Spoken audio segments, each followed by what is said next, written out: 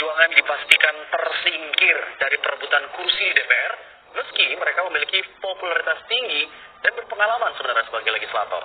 Sejumlah petahana dari PDI Perjuangan gagal kembali ke Senayan. Ulasan selengkapnya kami hadirkan dalam laporan utama, Banteng Tua gagal berlaga.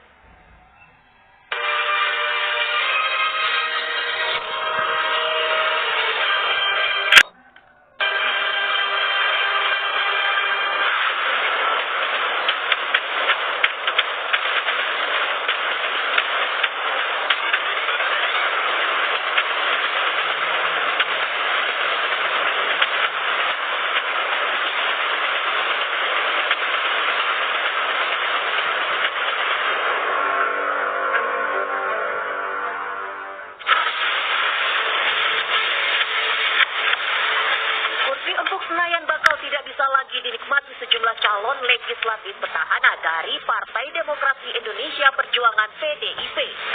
Partai yang baru saja meraih suara terbanyak dalam pemilu legislatif 2024 ini harus rela kehilangan kader-kader terbaiknya di parlemen.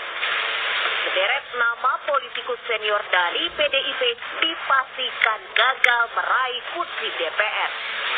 Tersingkirnya dua nama besar di elit PDIP, Eriko Sotarduga dan Masinton Pasaribu, cukup mengejutkan. Keduanya harus kandas lantaran kalah suara dari koleganya yang juga caleg PDI Perjuangan, Once Mekel. Banyak faktor yang bisa membuat caleg bisa lolos atau tidak menjadi wakil rakyat. Bisa jadi karena elektabilitas, popularitas, salah perhitungan, atau mungkin hanya keberuntungan semata. Kalau calon-calon legislatif yang tadinya petahana kemudian tidak berhasil menembus Senayan, menurut saya dua ini akibatnya. Yang pertama, tidak terlalu populer. Kemudian yang kedua, ada calon lain yang lebih populer. Nah, misalnya case-nya sahabat saya Bang Masinton dan Bang Eriko di Jakarta, misalnya, yang kalah oleh Once Mekel. Bang Eriko dan Bang Masinton populer, tapi ternyata tidak lebih populer dibandingkan Once Mekel. Jadi ini pelajaran juga buat partai politik. Jadi hati-hati dalam merekrut artis atau selebriti. Dayanti yang merupakan caleg petahana PDIP juga tak mampu mempertahankan status sebagai wakil rakyat. Anggota Komisi 3 Arteria Dahlan juga dipastikan tak lolos ke parlemen. Dayanti misalnya, dia populer, tapi gagal lolos ke Senayan. Nah itu kenapa tuh? Artinya ada lebih dari sekedar popularitas di dapilnya Dayanti.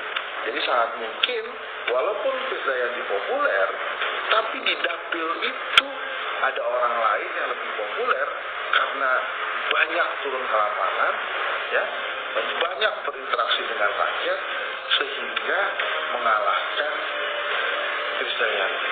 Jadi memang antar dapil ini kita tidak bisa samakan ceritanya.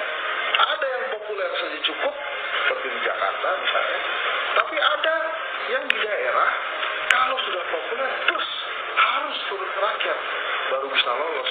Kalau cuma sekedar populer aja sulit lolos.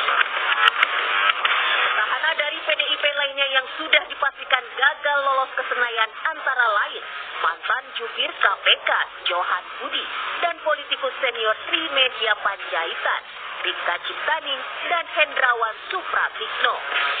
Perolehan suara PDIP yang turun 2 juta mengakibatkan kursi Partai Banteng Moncong Putih berkurang signifikan.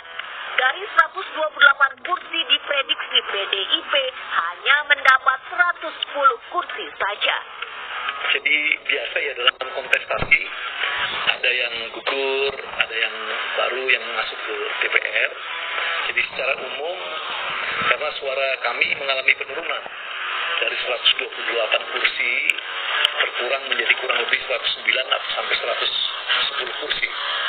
Itu sebabnya tentu wajar ada pemain lama yang gugur, ya.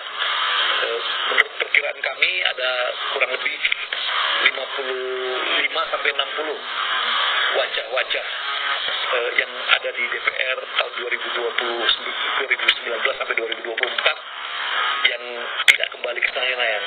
Ada sebagian karena memang tidak mencalonkan lagi, sebagian karena memang diganti dengan wajah baru, sebagian karena memang tidak muncul karena kursi PDI Perjuangan di dapil-dapil tersebut berkurang. Pertarungan para caleg memperebutkan kursi di Senayan memang tak mudah.